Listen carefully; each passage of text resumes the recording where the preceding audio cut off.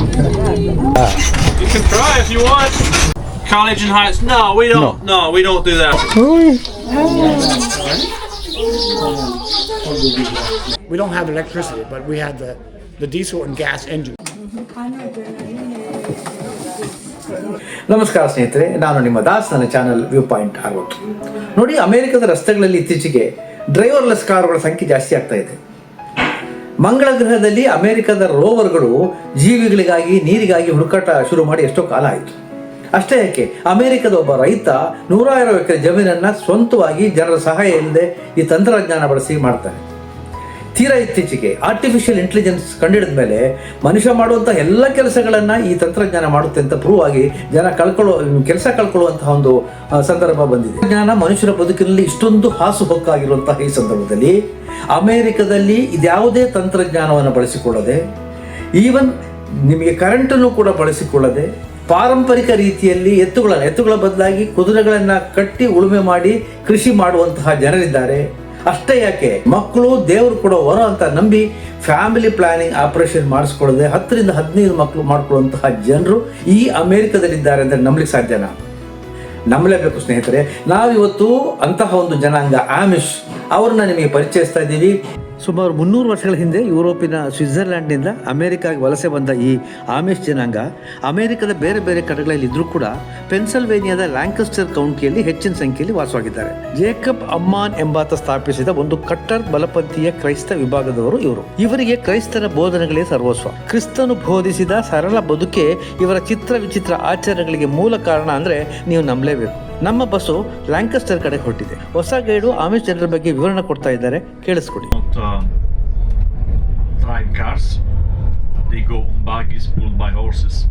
ಹೌದು ಸ್ನೇಹಿತರೆ, ಆಮಿಷ್ ಜನಾಂಗದವರು ಕಾರು ಸ್ಕೂಟರ್ಗಳನ್ನು ಇಟ್ಕೊಳ್ಳೋದಿಲ್ಲ. ಅದು ಅವರಿಗೆ ಆಡಂಬರ. ಅವ್ರು ಏನಿದ್ರು ಕುದುರೆ ಗಾಡಿಗಳಲ್ಲಿ ಮಾತ್ರ ಟ್ರಾವೆಲ್ ಮಾಡೋಂಥವ್ರು. ಈ ಕುದುರೆ ಗಾಡಿಗೆ ಬಗಿ ಅಂತ ಹೇಳ್ತಾರೆ. ಆದ್ರೆ ಅವರು ದೂರದ ಪ್ರವೇಶಗಳಿಗೆ ಹೋಗಬೇಕಾದ ಅನಿವಾರ್ಯ ಪರಿಸ್ಥಿತಿ ಬಂದಾಗ ಅವರು ಟ್ಯಾಕ್ಸಿ, ಬಸ್ಸು ಎಲ್ಲ ಉಪಯೋಗಿಸ್ತಾರೆ. ಆದರೆ ದೈನಂದಿನ ಬದುಕಿನಲ್ಲಿ ಅವರು ಈ ಬಗಿನಲ್ಲೇ ಓಡಾಡ್ತಾರೆ. And violence. So women do not wear makeup. They do not wear jewelry. ಆಮಿಷ್ ಹೆಂಗಸರು ಮೇಕಪ್ ಮತ್ತು ಆಭರಣಗಳನ್ನು ಹಾಕೊಳ್ಳುವಂತಿಲ್ಲ. ಬಹಳ ಸಿಂಪಲ್ ಆದ ಡ್ರೆಸ್ಸು, ತಲೆ ಮೇಲೆ ಒಂದು ಟೋಪಿ ಆಕಾರದ ಬಿಳಿ ವಸ್ತ್ರ, ಎಪ್ರಾನ್ ರೀತಿಯ ಒಂದು ಬಟ್ಟೆ ಮತ್ತು ಉದ್ದ ಫ್ರಾಕ್. ಕಲರ್ಫುಲ್ ಬಟ್ಟೆಗಳನ್ನು ಕೂಡ ಹಾಕುವಂತಿಲ್ಲ. ಅವರ ಮತ್ತು ಕುಟುಂಬ ವರ್ಗದವರ ಬಟ್ಟೆಗಳನ್ನು ಕೂಡ ಇವರೇ ಹೊಳ್ಕೊತಾರೆ. Men grow a long beard with no mustache only after they get married. ಗಂಡಸರು ಮೀಸೆ ಬಿಡುವಂತಿಲ್ಲ, ಪ್ಯಾಂಟಿಗೆ ಬೆಲ್ಟ್ ಹಾಕೊಳ್ಳುವಂತಿಲ್ಲ. ಅವ್ರ ಪ್ರಕಾರ ಅದು ಮಿಲಿಟರಿಯವರ ಸಂಕೇತ. ಮಿಲಿಟರಿಯವರನ್ನ ಇವರು ಇಷ್ಟಪಡೋದಿಲ್ಲ. ಮಿಲಿಟರಿ ಕ್ರೌರ್ಯದ ಸಂಕೇತ ಅನ್ನೋದು ಅವ್ರ ಭಾವನೆ. ಮದುವೆ ಆಗುವವರಿಗೆ ಗಡ್ಡವನ್ನ ಟ್ರಿಮ್ ಮಾಡ್ಕೋಬಹುದು, ಆದ್ರೆ ಮದುವೆ ಮಾಡ್ಕೊಂಡ್ಮೇಲೆ ಅದು ಮಾಡಂಗಿಲ್ಲ. ಬೆಲ್ಟಿನ ಬದಲು ಹಳೆಯ ಕಾಲದವ್ರು ಹಾಕ್ತಿದ್ದ ಪ್ಯಾಂಟಿನ ಬೆಲ್ಟ್ ಎರಡೂ ಬದಿಯಲ್ಲಿ ಅದನ್ನು ಹಾಕೊಳ್ತಾರೆ.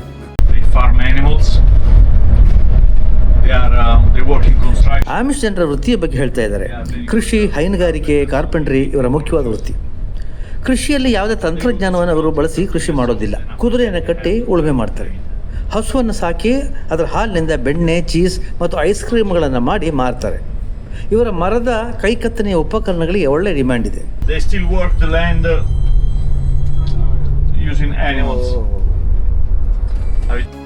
ಇವರ ಕೆಲವು ವೈರುಧ್ಯಗಳ ಬಗ್ಗೆ ನಾನು ಮಾತನಾಡಬೇಕು ಅನ್ಸುತ್ತೆ.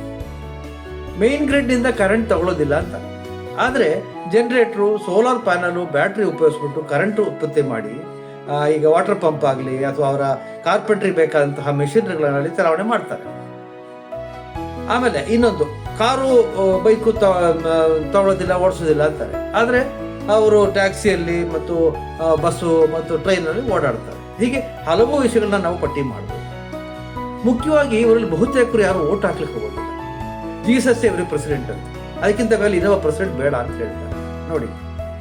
ಆಮೇಲೆ ಇನ್ನೊಂದು, 8ನೇ ಕ್ಲಾಸ್ ಮೇಲೆ ಮಕ್ಕಳಿಗೆ ಎಜುಕೇಷನ್ ಕೊಡೋದಿಲ್ಲ, ಅಷ್ಟೇ ಅವರು ಎಜುಕೇಷನ್. ಆಮೇಲೆ ಅವರನ್ನ ವೃತ್ತಿಗೆ, ಅವರ ಯಾವ ವೃತ್ತಿ ಅದಕ್ಕೆ ಹಾಕ್ತಾರೆ. ಇವರ ಒಳ್ಳೆಯ ವಿಷಯಗಳನ್ನ ಮಾತನಾಡಬೇಕು ಅಂದರೆ ತುಂಬ ಕಷ್ಟಜೀವಿಗಳು ಕಷ್ಟಪಟ್ಟು ಕೆಲಸ ಮಾಡ್ತಾರೆ. ಬೆಳಿಗ್ಗೆ 4 ಗಂಟೆಗೆ ಎದ್ದು ರಾತ್ರಿ ತನಕ ಕೆಲಸ ಮಾಡ್ತಾರೆ. ಒಂದು. ಎರಡನೇದು, ಇವರ ಸಮುದಾಯದ ಒಗ್ಗಟ್ಟಿನ ಬಗ್ಗೆ ನಾವು ಖಂಡಿತವಾಗ್ಲೂ ಇಷ್ಟಪಡಲೇಬೇಕಾಗತ್ತೆ.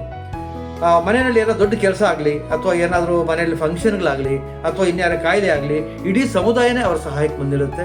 ಈಗ ಒಂದು ದೊಡ್ಡ ಕೊಟ್ಟಿಗೆ ಒಂದೇ ದಿನಕ್ಕೆ ಇಡೀ ಸಮುದಾಯ ಸೇರ್ಬಿಟ್ಟು ಕಟ್ಟಿ ಮುಗಿಸ್ಬಿಡುತ್ತೆ. ಇವನ್ನೆಲ್ಲ ಅಪ್ರಿಷಿಯೇಟ್ ಮಾಡಲೇಬೇಕು. ನಾವೀಗ ಆಮಿಷ್ ಜನಾಂಗದ ಡೇವಿಡ್ ಎನ್ನುವರ ಮನೆ ತಲುಪಿದ್ದೀವಿ. ಇದು ಅವರ ಮನೆ ಮತ್ತು ಅವರ ತೋಟ. ಇದು ಆಮಿಷ್ ಜನಾಂಗದವ್ರದೇ ಮನೆ ಅಂತ ಗೊತ್ತಾಗಬೇಕು ಅಂದ್ರೆ ಸಿಂಪಲ್. ಅವ್ರ ಮನೆಗೆ ವಿದ್ಯುತ್ ಕನೆಕ್ಷನ್ ಇರೋದಿಲ್ಲ ಮತ್ತು ಮನೆ ಮುಂದೆ ಕಾರ್ ಆಗಲಿ ಬೈಕ್ ಆಗಲಿ ನಿಂತಿರೋದಿಲ್ಲ. ಮೊದಲನೇದಾಗಿ ನಾವು ಕುದುರೆ ಗಾಡಿನಲ್ಲಿ ಅವರ ಫಾರ್ಮ್ ವಿಸಿಟ್ ಅನ್ನ ಮಾಡ್ತಾ ಇದ್ದೀವಿ.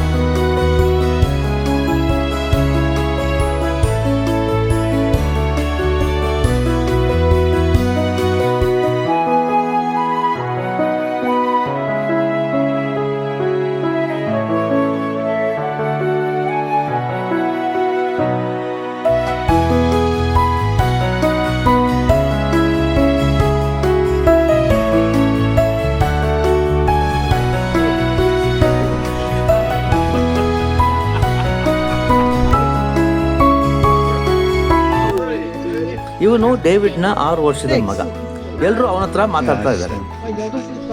You go to school? You go to school? ಅಚ್ಚಾ. No school? ನೀನ್ ಶಾಲೆಗೆ ಹೋಗೋದಿಲ್ವೇನಪ್ಪ ಅಂತ ನಾನು ಕೇಳಿದಾಗ ಇಲ್ಲ ಹೋಗೋದಿಲ್ಲ ಅಂತ. ಯಾರಿಗಾದ್ರೂ ಕುದುರೆ ಗಾಡಿ ಓಡಿಸ್ಬೇಕೆ ಅಂತ ಕೇಳ್ತಿದ್ದಾನೆ ಡೇವಿಡ್. ಎಲ್ಲರೂ ನಕ್ಕರೆ ಹೊರತು ಯಾರು ಮುಂದೆ ಬರಲಿಲ್ಲ. ನೀವು ಬೇಕಾದ್ರೆ ಪ್ರಯತ್ನ ಮಾಡಬೇಕು ಅಂತಿದ್ದಾನೆ. Yeah. So we have 60 acres on our farm here. Everything is in grass for the cows and the chickens that we have. ಡೇವಿಡ್ಗೆ 60 ಎಕರೆ ಜಮೀನು ಇದೆಯಂತೆ. ಇಲ್ಲಿ ಬೇರೆ ರೀತಿಯ ಕೃಷಿಗಳನ್ನ ಮಾಡ್ತಾ ಇಲ್ಲ. We sell our ಹಸುಗಳಿಗೆ ಮೇಯಲಿಕ್ಕೆ ಹುಲ್ಲಿಗಾಗಿ ಬಿಡಲಾಗಿದೆ. ಹಸುಗಳ ಹಾಲಿನಿಂದ ತಯಾರಾಗುವ ಉತ್ಪನ್ನಗಳನ್ನ ಈ ಫಾರ್ಮ್ ನಲ್ಲಿ ಮಾರ್ತೀವಿ. ಬೆಣ್ಣೆ, ಚೀಸು ಮತ್ತು ಐಸ್ ಕ್ರೀಮ್ ಮಾಡ್ತೀವಿ ಅಂತಿದ್ದಾನೆ. ಬೆಳಗಿನ 4 ಗಂಟೆಗೆಲ್ಲ ಎದ್ದು ಹಸುಗಳನ್ನ ಹಾಲನ್ನ ಕರೀತಾರೆ. and then we milk the cows at 5 o'clock. ಇವರಿಗೆ ಸದ್ಯಕ್ಕೆ 12 ಹಸುಗಳಷ್ಟೇ ಇರೋದಂತೆ. ಸಿಗುವ ಹಾಲನ್ನ ಇದೇ ಫಾರ್ಮ್ ನಲ್ಲೇ ಮಾರ್ತಾರಂತೆ. ಮೊದಲು ಜಾಸ್ತಿ ಹಸುಗಳಿದ್ದಾಗ ಔಟ್ಸೈಡ್ ತಗೊಂಡೋಗಿ ಕೊಡ್ತಾ ಇದ್ರಂತೆ. ಈಗ ಎಲ್ಲವೂ ಕೂಡ ಇಲ್ಲೇ ಖರ್ಚಾಗತ್ತೆ ಅಂತ ಹೇಳ್ತಿದ್ದಾನೆ David. So we have about 12 cows. So Acha. not a lot, but it's we sell our milk on the farm here, so we don't need that much yet. We just kind of started with that. Before that we had more. Last year we had more cows, but then we were selling our milk to somebody else, and he was reselling it. And this summer we're going to try and sell it direct to the consumer.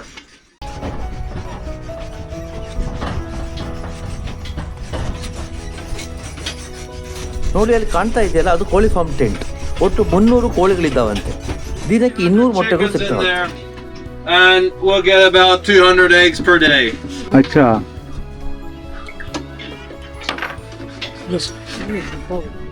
David ಗಾಡಿ ನಿಲ್ಲಿಸಿದಾಗ ಹುಡುಗ ಕೆಳಗಿಳಿದು bucket ಸಮೇತ tent ಕಡೆಗೆ ಹೊರಟ.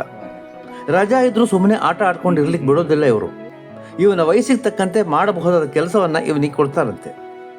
ಕೋಳಿಗಳ ಮೊಟ್ಟೆಯನ್ನ ಬಕೆಟ್ನಲ್ಲಿ collect ಮಾಡ್ಕೊಂಡು ಬರೋದು ಇವನ ಕೆಲಸ.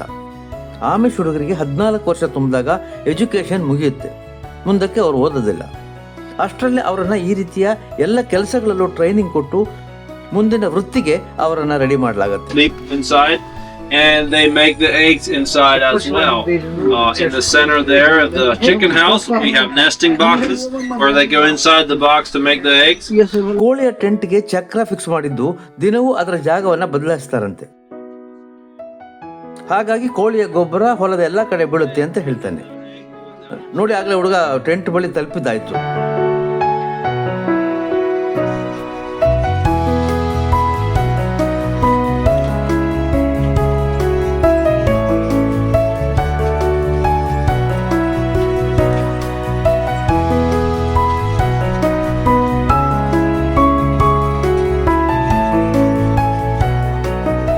ಡೇವಿಡ್ನ ಹಸುಗಳು ಹೊಲದಲ್ಲಿ ಮೇಯ್ತಾ ಇದ್ದಾವೆ.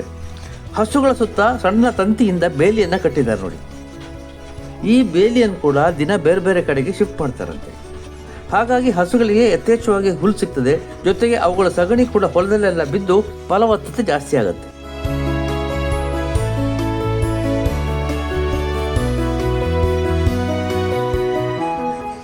ಡೇವಿಡ್ ಈಗ ಸ್ಕೂಲ್ ಬಗ್ಗೆ ಮಾತಾಡ್ತಾ ಇದ್ದಾನೆ. ಅಲ್ಲಿ ಸ್ಕೂಲ್ ಇದೆ ನೋಡಿ. It's just up that way, other side the trees a little bit. Our boys go to ಆ ಸ್ಕೂಲಲ್ಲೇ ತಮ್ಮ 3 ಮಕ್ಕಳು ಕಲಿತಾ ಇರೋದು. ಸದ್ಯಕ್ಕೆ ಬೇಸಿಗೆ ರಜೆ ಇರೋದ್ರಿಂದ ಎಲ್ಲರೂ ಮನೆಯಲ್ಲೇ ಇದ್ದಾರೆ ಅಂತ ಹೇಳ್ತಾರೆ ಡೇವಿಡ್. ಯಾಕೆ ನಿಮ್ಮ ಹುಡುಗರನ್ನ 8ನೇ ತರಗತಿ ಮೇಲೆ ಕಲಿಸೋದಿಲ್ಲ ಅಂತ ನಾನು ಪ್ರಶ್ನೆ ಕೇಳಿದೆ. ಅದಕ್ಕೆ ಅವನು ಆ ನಂತರ ಅವರಿಗೆ ಬೇರೆ ಬೇರೆ ಕೆಲಸಗಳಲ್ಲಿ ತರಬೇತಿ ಕೊಡಲಾಗುತ್ತೆ ಅಂತ After that, they won't study at all. After that, we'll just kind of get our own experience.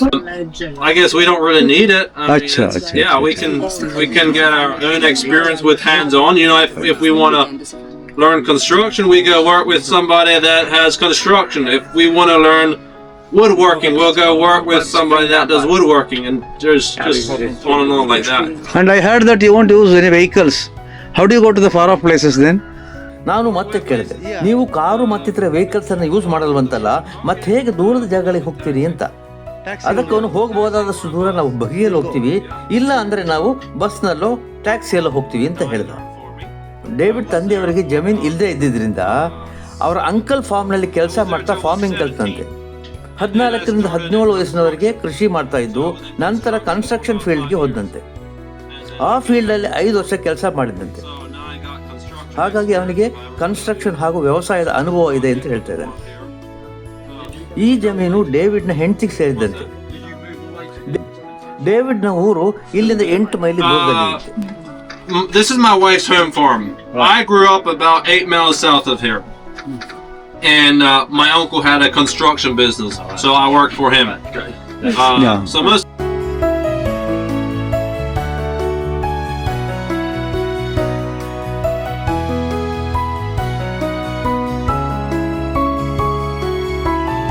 ನಮ್ಮ ಫಾರ್ಮ್ ಟೂರ್ ಮುಗಿತಾ ಬಂತು. ನೋಡಿ, ನಮ್ಮ ಹಿಂದೆ ದೊಡ್ಡ ಪೈಪ್ ತರ ಕಾಣ್ತಾ ಇದೆಯಲ್ಲ, ಪ್ಲಾಸ್ಟಿಕ್, ಅದರೊಳಗೆ ಒಣ ಹುಲ್ಲನ್ನು ಸಂಗ್ರಹಿಸಿರ್ತಾರಂತೆ. ವಿಂಟರ್ನಲ್ಲಿ ಇಲ್ಲಿ ಸಾಧಾರಣವಾಗಿ ಹೊರಗೆ ಹೋಗ್ಲಿಕ್ಕೆ ಆಗೋದಿಲ್ಲ, ಫುಲ್ ಐಸ್ ಬಿದ್ದಿರುತ್ತೆ. ಹಾಗಾಗಿ ಇದನ್ನೆಲ್ಲ ಪ್ರಿಸರ್ವ್ ಮಾಡಿ ಇಟ್ಟಿರ್ತಾರೆ.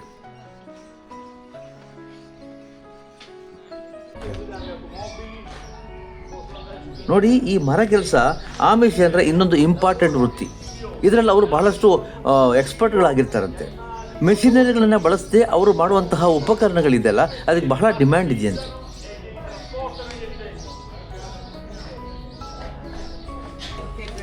ನೋಡಿ, ಇಲ್ಲಿ ಫಾರ್ಮ್ನಲ್ಲಿ ತಯಾರಾದ ಉತ್ಪನ್ನಗಳನ್ನು ಇಲ್ಲೇ ಮಾರ್ತಾ ಇದ್ದಾರೆ.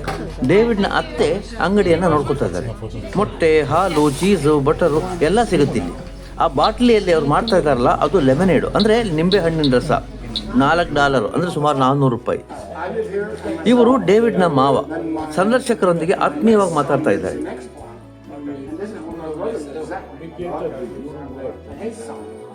ಇದು ಅವರ ಫಾರ್ಮು, ಅಳಿಗೆನೇ ಕೊಟ್ಟಿದ್ದಾರೆ. ತಮ್ಮ ಗಂಡು ಮಕ್ಕಳಿಗೆ ಬೇರೆ ಬೇರೆ ತೋಟ ಇದೆ ಅಂತ ಹೇಳ್ತಾ ಇದ್ದಾರೆ. ಇವರು ಮತ್ತು ಇವರ ಹೆಂಡತಿ ಅಳಿಯನ ಜೊತೆಗೆ ವಾಸವಾಗಿದ್ದಾರೆ.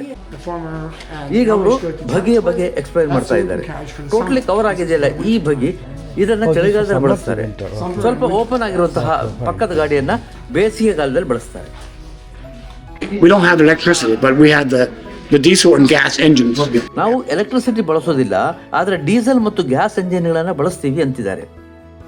ನಾವೀಗ ಅವ್ರ ಕೊಟ್ಟಿಗೆ ನೋಡ್ತಾ ಇದ್ದೀವಿ. ನೋಡಿ, ಗಿಡ್ಡ ಜಾತಿಯ ಕುರಿಗಳು.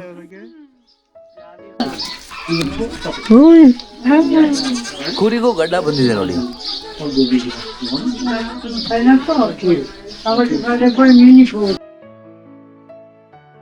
ಕರುಗಳನ್ನ ಕಟ್ಟಿರುವಂತಹ ಜಾಗ.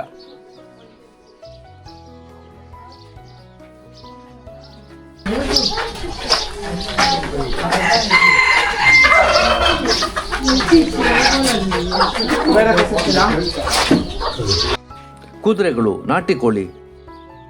ನೋಡಿ, ಇದು ಹಸುಗಳನ್ನ ಕಟ್ಟಿ ಹಾಲನ್ನು ಹಿಂಡುವಂತಹ ಜಾಗ. ಹಾಲು ಹಿಂಡುವ ಮಿಷಿನ್ಗಳನ್ನು ಬಳಸ್ತಾರೆ.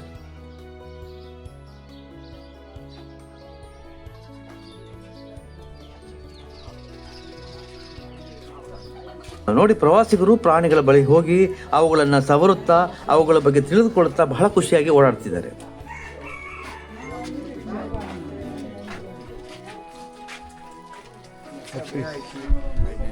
ಕ್ಯೂಟ್ ನಾಯಿಮರಿ. ಫೀಡಿಂಗ್ ಬಾಟ್ಲಲ್ಲಿ ಕರುಗಳಿಗೆ ಹಾಲು ಕುಡಿಸಿ ಸಂತೋಷ ಪಡ್ತಿದ್ದಾರೆ ಪ್ರವಾಸಿಗರು. Smaller than the goats, bigger than the goats.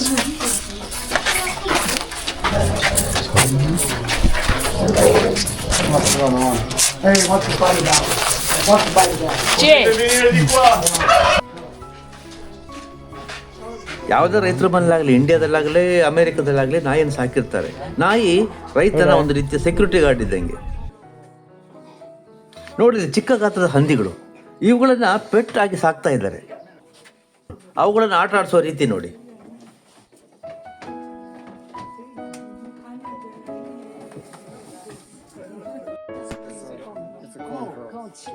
ಇದು ಒಣಗಿದ ಜೋಳ ಹಂದಿಗಳಿಗೆ ಕೊಡ್ತಾ ಇದ್ದಾನೆ. ರೈತರು ಜೋಳದ ಕಟಾವಾದಾಗ ಅವುಗಳನ್ನು ಒಣಗಿಸಿ ಕಟ್ ಮಾಡಿ ಶೇಖರಿಸಿಡ್ತಾರೆ. ನೋಡಿ ಅಲ್ಲಿ ಕಾಣ್ತಾ ಇದೆಯಲ್ಲ ಆ ಒಂದು ಸ್ಟ್ರಕ್ಚರ್, ಅದು ಒಣಗಿದ ಜೋಳಗಳನ್ನು ಶೇಖರಿಸುವಂತಹ ಒಂದು structure.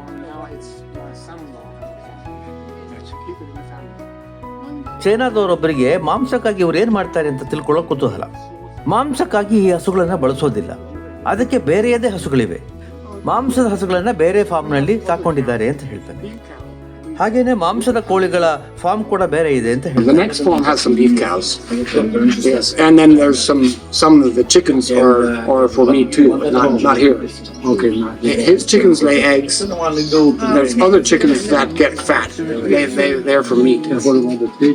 This is a pet pig. Oh, this is pet. Well, some people have a big. ಈಗ ಇವರಿಗೆ ಗುಡ್ ಬೈ ಹೇಳುವಂತಹ ಸಮಯ ಬಂತು. ನಿಮ್ಮ ಸಮುದಾಯದವರ ಬಗ್ಗೆ ಇನ್ನಷ್ಟು ಹೇಳ್ಬೋದು ಅಂತ ನಾನು ಪ್ರಶ್ನೆ ಕೇಳಿದಾಗ ಏನ್ ಹೇಳ್ಬೇಕು ಅಂತ ಗೊತ್ತಾಗ್ತಾ ಇಲ್ಲ. ಕೇಳಲಿಕ್ಕೆ ಇಷ್ಟ ಇಲ್ವೋ ಅಥವಾ ನಿರೀಕ್ಷಿಸಿದ ಪ್ರಶ್ನೆಯಿಂದ ತಬ್ಬಿಬಾದ್ರೋ ಗೊತ್ತಿಲ್ಲ. ಅವರಿಗೆ ವಿದಾಯ ಹೇಳಿ ಬಸ್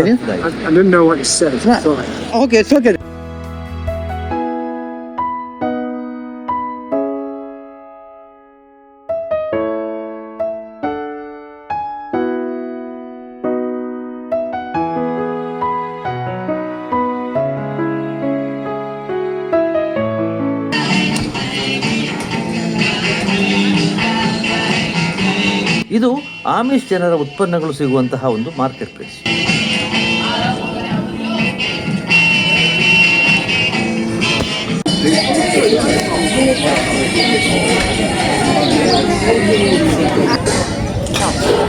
ಫ್ರೆಶ್ ಹಾಲು ಥರ ಇದೆಯಲ್ಲ, ಹಾಲು ಫೀಲಿಂಗ್ ಬರ್ತಾರ.